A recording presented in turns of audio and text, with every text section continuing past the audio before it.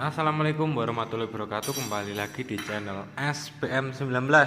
Kali ini kita kedatangan konsumen itu Bit Karbu. Nah, keluhannya tadi motor ini mogok. Nah, jadi ketika mogok saya tanya orangnya, katanya sebelum mogok itu motornya jebles-jebles. Nah, habis itu terus mati. Nah, biasanya ini tadi setelah saya cek, ternyata selang hisap bensinnya ini putus. Ini sering sih Bit Karbu itu putus. Penyebabnya itu penyebabnya karena ini putus. Selang ini, nah selang di tangki hisap tank bahan bakar itu hisap bensinnya itu nyantol di sasis. Jadi otomatis ketika suspensinya bekerja atau ngesok ya bosone iki. Nah, iki akan ketarik. Nah, biasanya sering putus motornya mogok. Jadi teman-teman jangan khawatir kalau motornya Bit Karbu, Vario Karbu 110 kan. Kalau biasanya mogok biasanya selang ininya putus. Nah, ini tadi ada dua keluhan motor ini.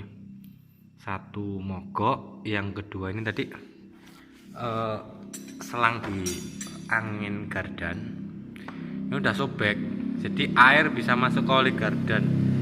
Jadi oli gardannya ini tadi mutih karena kemasukan oli. Nah, saran saya buat motor teman-teman, seringlah dicek selang angin-angin di oli gardan. Kalau ini robek biasanya kemasukan air. Biasanya kalau hujan di sini ada air masuk, atau kalau enggak itu dicuci biasanya. Dicuci. Nah, ini tadi ada 3 keluhan. Yang pertama tadi mogok. Yang kedua, selang di oli gardan ini tadi sobek. Jadi di transmisinya Bit ini kemasukan air, jadi oli gardannya itu mutih.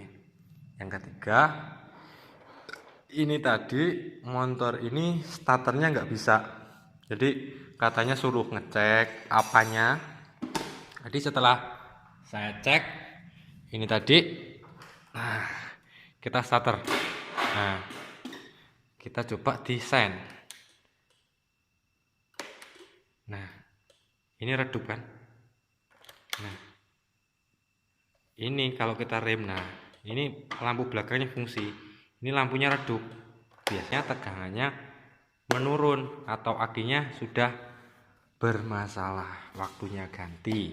Nah, sebelum kita ganti akinya, minimal kita meyakinkan orangnya itu untuk ketika itu diganti normal gitu.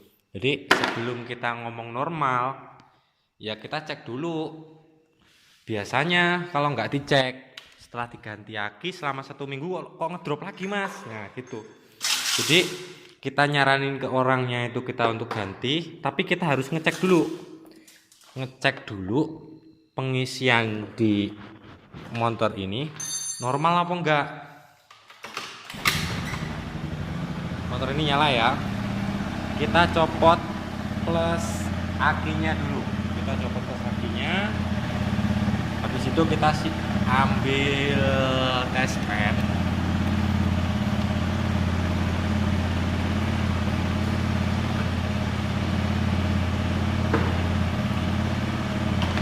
Ini test pennya ngadain sendiri ya.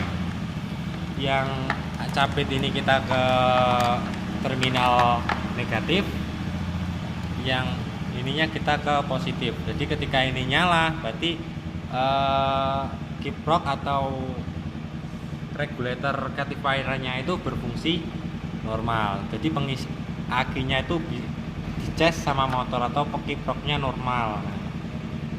Nah, di sini, nah ini nyala, berarti kiproknya normal, nggak ada masalah.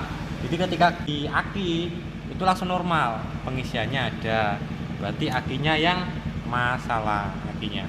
Jadi disebabkan itu biasanya akinya udah usianya udah berapa tahun, jadi akinya udah waktunya ganti. Ini kita gas makin terang. terang tapi nggak terang langsung terang, kita gas gede terus kita terang itu gitu enggak. Jadi ketika kita gas agak gede dia nahan. Nah, ini berarti kiproknya normal. Nah, yang mau ganti aki, kecuali motor-motor yang full DC, ini kan motornya ini DC itu bedanya, DC volt itu jadi CDI itu butuh supply strom atau arus dari kiprok. Jadi ketika motor DC kiproknya mati udah mogok. Jadi kalau motor Yamaha yang biasanya itu rata-rata Myoji, Seon itu nggak bisa kita cek kayak gini. Ceknya biasanya kita pakai multitester atau avometer. Jadi kita cek tegangannya ketika kita gas kita naik enggak. Kalau itu naik ya berarti akinya enggak normal, kiproknya normal, pengisiannya oke.